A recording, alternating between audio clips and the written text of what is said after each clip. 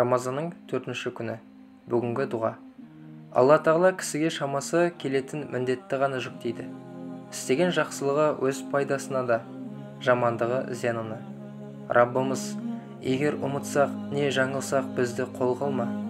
Раббымыз, бізге бізден бұрынғыларға жүктегеніңдей ауыр жүк жүктеме.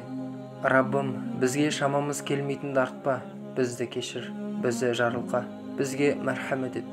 Сен иемізсің, бізге кәпір қауымға қарсы жәрдем бер.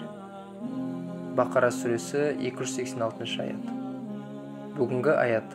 Кімде-кім Алладан лайықты түрде қорықса, Алла тағала оған қиын жағдайдан құтылу жолын көрсетіп, әрі ойламаған жерден ризық береді.